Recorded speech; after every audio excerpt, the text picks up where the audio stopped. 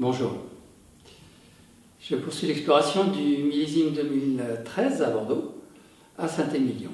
Et après vous avoir parlé de Pavie-Maquin, je vous propose aujourd'hui la dégustation l'Arcis du Casse dans ce même millésime. L'Arcis du Casse, pendant longtemps, a été un simple cru classé à Saint-Émilion.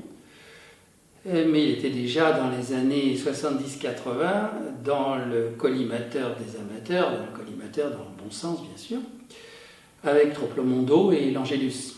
Ces deux derniers se sont complètement envolés en termes de cours et deviennent, pour moi du moins, tout à fait inaccessibles. L'Arcis du Casse, lui, est passé déjà en premier cru classé B, avec donc les cours correspondants, c'est-à-dire finalement des prix relativement raisonnable à ce niveau de qualité. Ce millésime 2013, je l'ai payé 45 €, ce qui est quand même relativement raisonnable. D'ailleurs, il est toujours en vente, ce qui montre, si nécessaire, que les petits millésimes sont stockés par le négoce presque gratuitement et qu'on n'a aucune raison de se précipiter pour acheter ce genre de bouteilles. Je pense d'ailleurs que 2021 devrait suivre cette logique-là.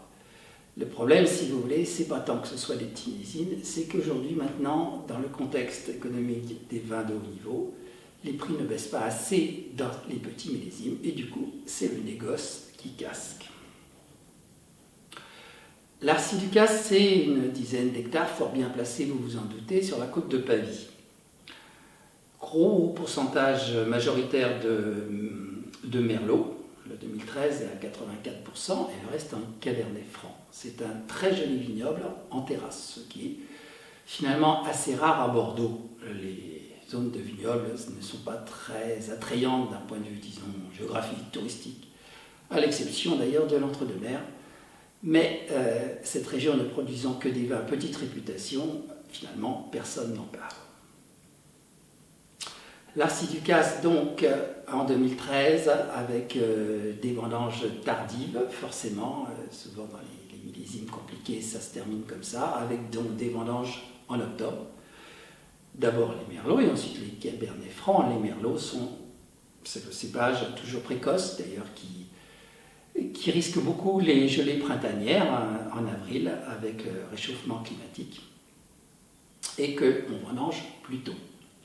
Les merlots, en plus, ont une peau fine et subissent plus les calamités genre grêle ou pluie violente. En 2013, il a fallu évidemment beaucoup trier pour maintenir la qualité. Bilan, un rendement d'une trentaine d'hecto-hectares, ce qui n'est pas beaucoup. Nous allons donc goûter ce vin.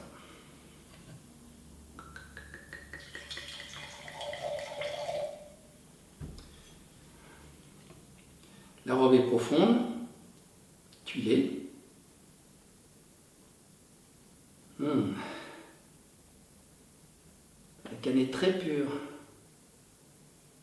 Sur la framboise, le cassis, c'est un peu un mélange. Très concentré le nez. Tous les fruits rouges sont là pratiquement. Avec quand même une dominante de cassis, de liqueur de cassis. Les notes sont pures, le bois ne ressort presque pas, ce qui montre quand les tanins sont fondus et ont certainement beaucoup de finesse.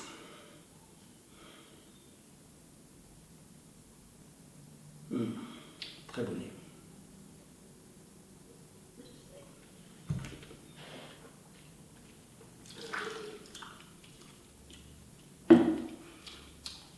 Belle concentration pour le millésime.